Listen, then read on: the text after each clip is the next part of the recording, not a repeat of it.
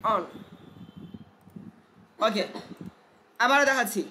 Equal to if দিয়ে tab দেওয়ার পর বলছি এই cell smaller than or equal কি 8 যদি হয় তাহলে আমার ওভারটাইম হবে না, মানে 0।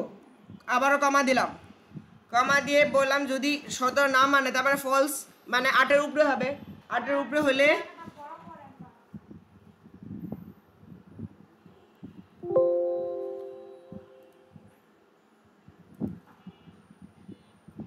লেখাটা এখন বড় কথা গেলে ডিলিট করা লাগে।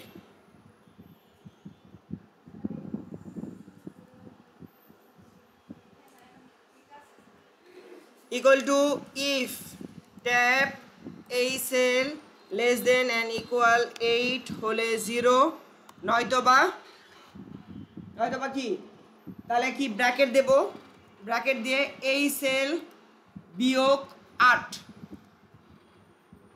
যা থাকবে তাই, ব্র্যাকেট ক্লোজ, এন্টার। মানে দুইটা ব্র্যাকেট দেওয়া লাগতো, একটা ব্র্যাকেট দিছি, এই জন্য বলছে ব্র্যাকেট দুইটা হবে, দিয়ে দিছি। দিয়ে দেওয়ার পর নামাই দেন। তাহলে আমরা কি পারলাম, ওভার টাইম পেয়ে গেলাম, তাই তো? ওভার টাইম পাইছি না?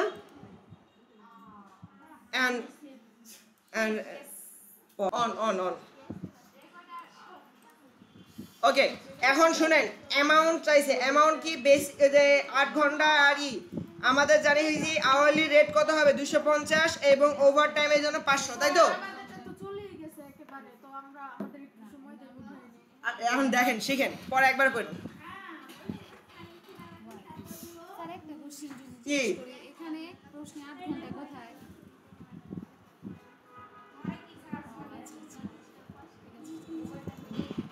ওকে, তাহলে এখন 250, তার মানে হচ্ছে আমার এখানে, এখন দেখেন আমাদের যে বেসিক টাইম সেটা কি 8 ঘন্টা।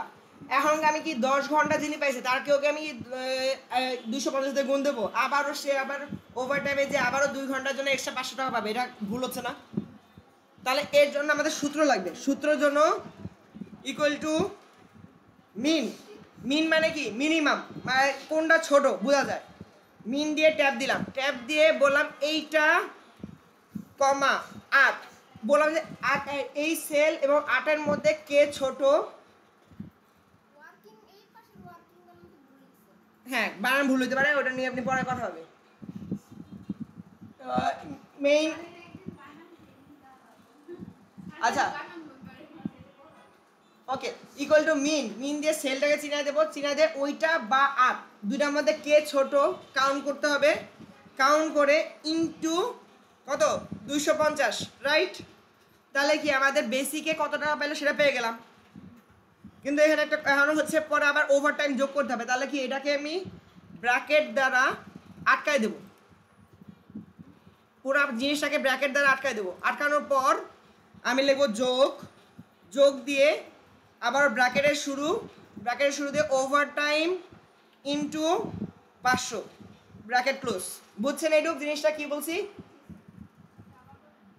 আচ্ছা, প্রথমে বলছি ওই যে ওয়ার্কিং আওয়ার একজন পাইছে 10 ঘন্টা, এখন সে যদি 250 দিয়ে গুণ দেই তাহলে তো সে একবার ওভার টাইমের জন্য টাকা পেলো, আবার ওভার টাইমের জন্য আবার 500 দিয়ে গুণ হবে, তাহলে ওই 2 ঘন্টা এক্সট্রা সে 500 টাকা বেশি পাচ্ছে, এটা ভুল।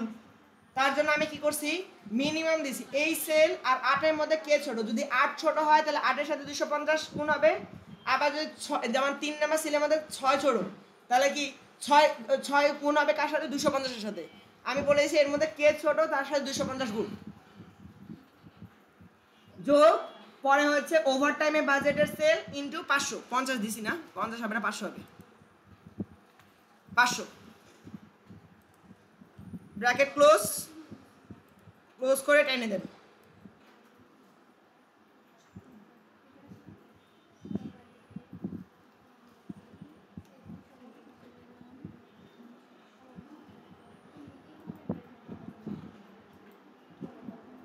এখন আমার কথা, এটা হচ্ছে ডেইলি আওয়ার, রাইট?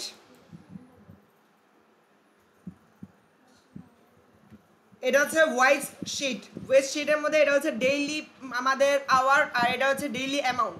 তাহলে মান্থলি অ্যামাউন্ট কি হবে, 30 গুণ হবে। তারপর একটু প্রশ্ন দেখে নিই যে কোনো মাস টাস বলে দিছে নাকি।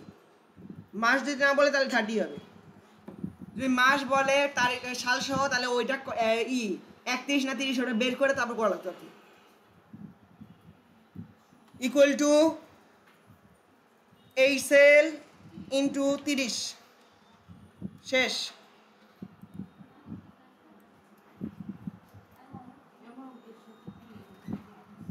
হ্যাঁ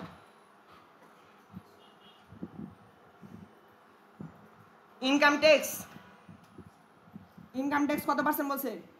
আচ্ছা ইফ মান্থলি ইনকাম যদি 12,000-এর নিচে 12,000 থেকে 32,000-এর মধ্যে হয় তাহলে 10%। ইফ মান্থলি বাজার যদি 32,000 থেকে 5,000-এর মধ্যে হয় তাহলে 15%। ওকে ঠিক আছে। ইফের সূত্র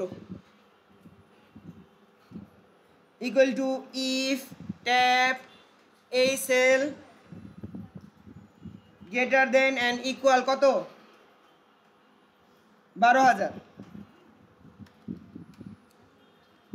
গ্রেটার দেন অ্যান্ড ইকুয়াল 12,000 যদি হয় তাহলে কি এই সেল ইন্টু কত পার্সেন্ট?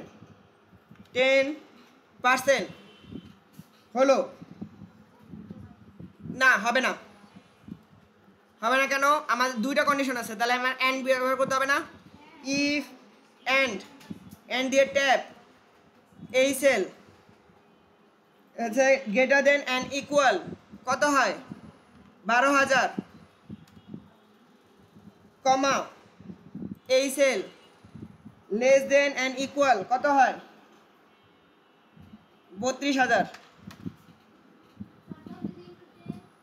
পর ব্র্যাকেট ক্লোজ কমা এইটা into 10% comma if tap and tap এই cell greater than and equal কত? 32,000। ও গ্রেটার দেন, শুধু গ্রেটার দেন হবে। গ্রেটার দেন 32,000 হয় বা এই cell less than and equal কত? 50,000 হয় কমা তাহলে এই সেল ইন্টু 15% কমা দিয়ে ফলস ভ্যালু কি? 0। যদি এই দুটো শর্ত না মানে তাহলে 0। Bracket close enter. এটাকে আমি কন্ট্রোল সি ফর কপি পাওয়ার পয়েন্টে নিয়ে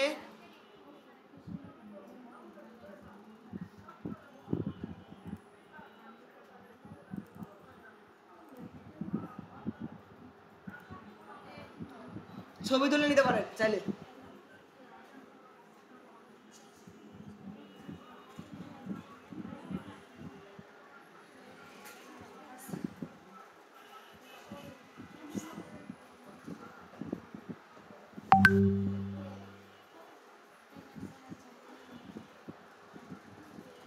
হয়েছে?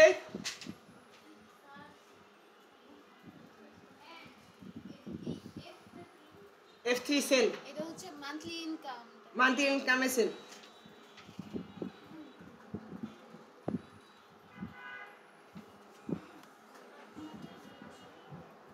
ওকে তাহলে আবার এক্সেলে চলে যাই।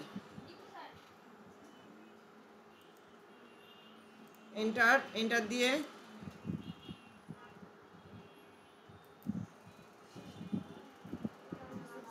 কোনো ভুল হয়েছে মনে হচ্ছে?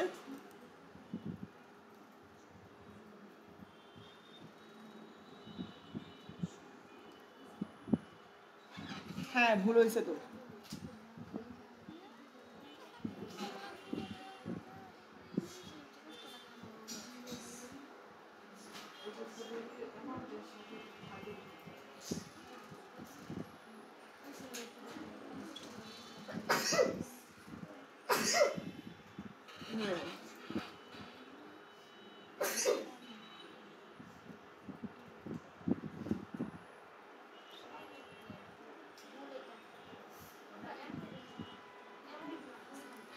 না সূত্র তো ভুল আছে, কন্ডিশনে ভুল করছে, ওনারা কন্ডিশন দিতে ভুল করছে। মান্থলি ইনকাম হলে 30 দিয়ে গুণ হয়, তো গুণ করার পর তো আমার অনেকটা 90 হয়ে গেছে, 50,000 আর ওটা 90,000, তাহলে তো জিরোই দেখাবে, আদারওয়াইজ জিরো না। তাহলে তো আমার কন্ডিশনে ভুল আছে, মানে ওনারা যে প্রশ্ন শীট দিছে সেই অনুযায়ী ভুল আছে এই কন্ডিশনে। হ্যাঁ হ্যাঁ একটা তো আসবেই, যেটা কম আছে আন্ডারের কন্ট্রোলে আছে সেটা তো আসবেই।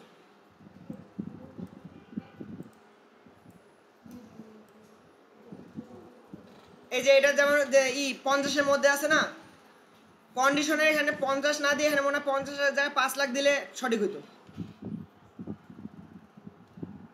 এখন দেখেন আমি যদি এখানে যদি 50,000 জায়গায় 5 লাখ দেই, এখন দেখেন প্রত্যেকটার মধ্যে কন্ডিশন যাবে গেছে, কন্ডিশনে ভুল আছে। স্যারা জিজ্ঞেস হবে স্যার কন্ডিশন যে অনুযায়ী দিয়েছে মান্থলি ইনকাম তো বেশি হয়ে যায়, তাহলে তো সব কটা জিরো আসবে, তাহলে কি জিরোই থাকবে? বল দুইবার হ্যাঁ জিরোই থাক, তাহলে জিরোই থাকবে, আর এটা নিয়ে আপনার চিন্তা করা লাগবে না।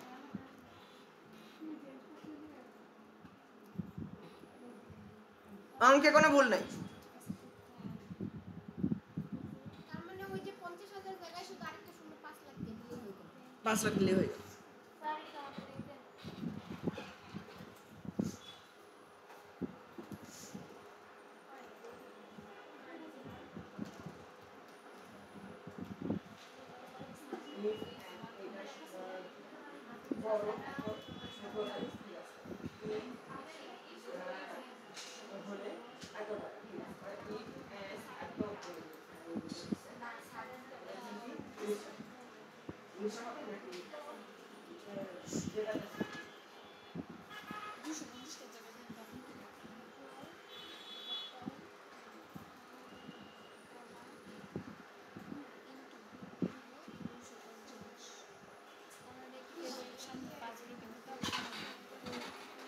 এবার কি পেয়েবল অ্যামাউন্ট কি হতে পারে?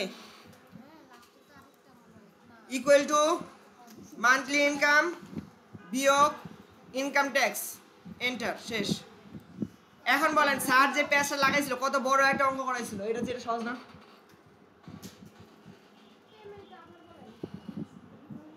পেমেন্ট হচ্ছে মান্থলি ইনকাম বিয়োগ ইনকাম ট্যাক্স।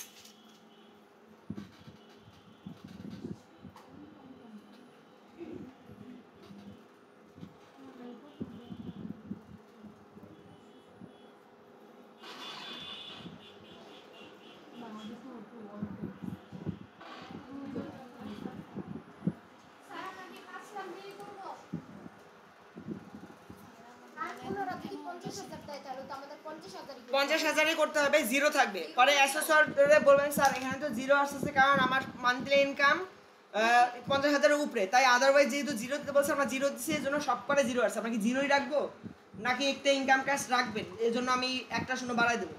শূন্য বাড়ানোর কথা বলবেন না, স্যার যদি বলে শূন্য বাড়াই দিতে দিবেন, না হলে বলে যে না থাক, তাহলে থাকবে, যেরকম হিসেবে থাকবে। অ্যাসেসরে প্রশ্ন করবেন, কারণ প্রশ্নে ভুল থাকতেই পারে, অ্যাসেসরে প্রশ্ন করলে ওটা সমাধান অ্যাসেসর দিবে।